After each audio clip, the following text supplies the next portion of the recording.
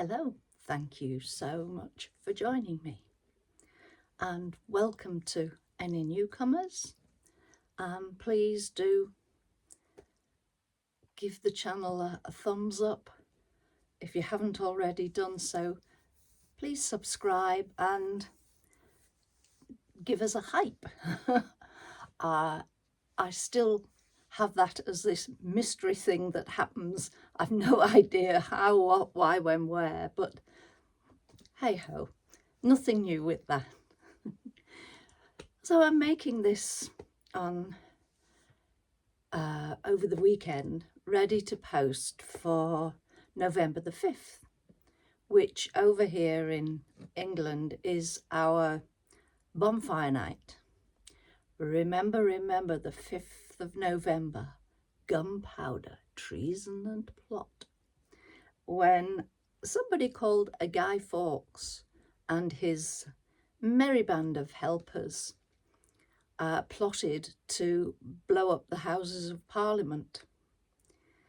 Obviously, it didn't succeed.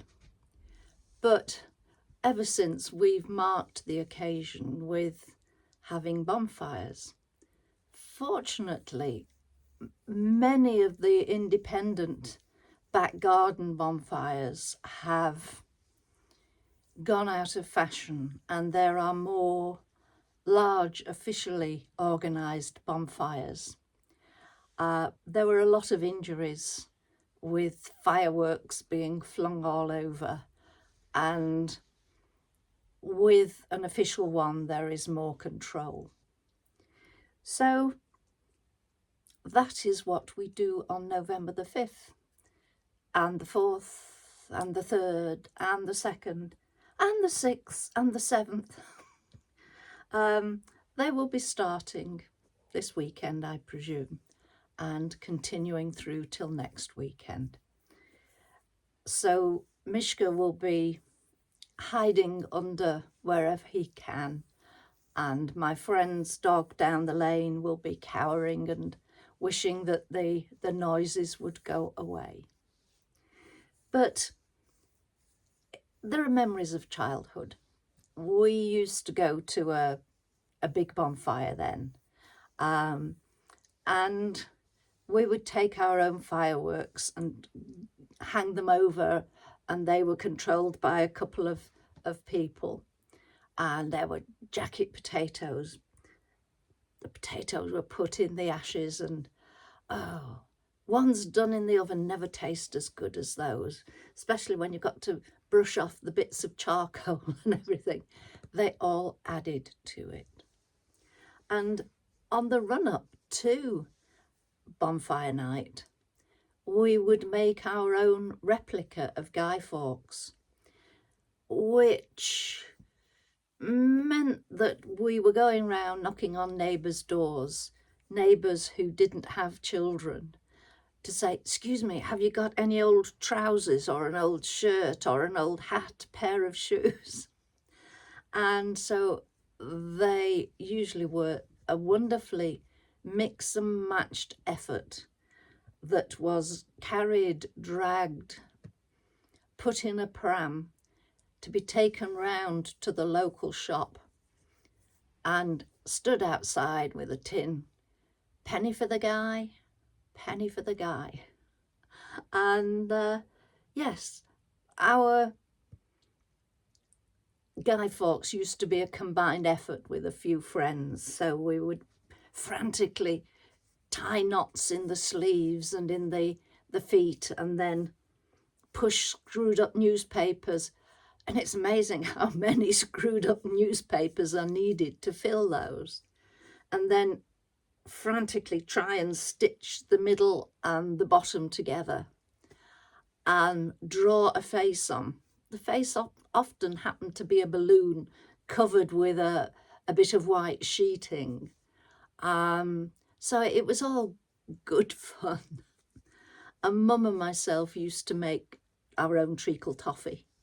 That was one of my favourite things of the year, because we'd make it in a pan with a saucer of water next to it and when we thought it might be nearly ready, we'd just dribble a little bit into the saucer and I would move it around to see if it was hard, to see if it was cooked. Nothing like sugar thermometers or anything then. It was just test and keep on until you reach the right point. So that was fun. But I remember sitting in front of the fire, and it was an open fire, with my box of fireworks, laying them out on the rug. I'm not sure where health and safety came in with that. But I obviously lived to tell the tale. So this little description is leading to the thought of, if you were a firework, which firework would you be?